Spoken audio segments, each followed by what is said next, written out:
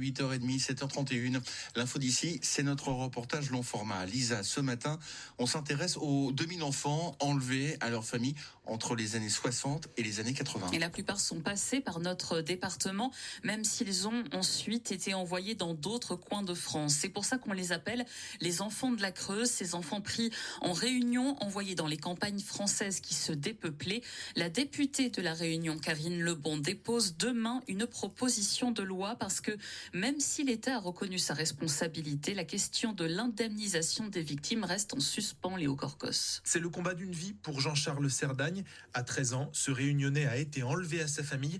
À 72 ans, il ne s'en est toujours pas remis. Aujourd'hui, moi, je me considère comme esclave.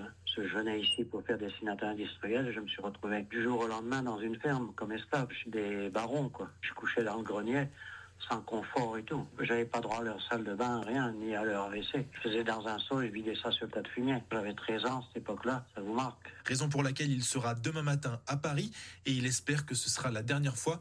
Pour lui, cette proposition de loi, c'est l'ultime combat. S'il n'y a rien, je pense que j'abandonnerai. Ça fait quand même des années qu'on se bat vis-à-vis de l'État, j'attendrai plus rien. Chaque épisode comme ça, je suis malade au moins pendant 3 semaines, quoi. Je suis pas bien. Jean-Charles Cerdagne est marqué physiquement et psychologiquement, comme la plupart des témoins qui se font de plus en plus vieux. Certains sont déjà morts et si l'État a reconnu sa responsabilité morale en 2014, les victimes n'ont encore jamais été indemnisées et il est temps que ça bouge, explique Simon Apois. C'est l'un des enfants déracinés.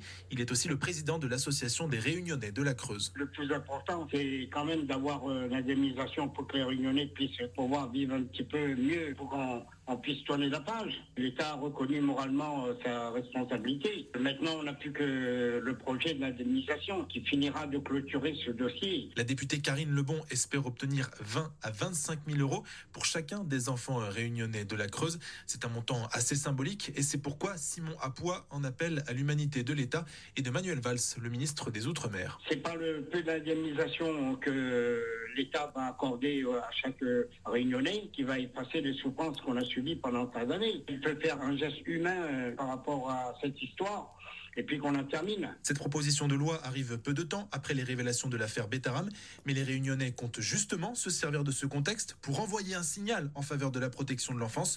Le texte propose d'ailleurs de créer en Creuse un lieu dédié à l'accueil et la protection de l'enfance. Et il propose aussi de fixer une journée de commémoration au 18 février. La proposition de loi sera déposée demain après-midi à l'Assemblée nationale. Une manifestation est prévue avant à 14h30 devant le Palais Bourbon. Et dans 3 quarts d'heure, nous sommes en ligne avec Karine Lebon, députée de la Réunion. C'est elle qui porte ce texte.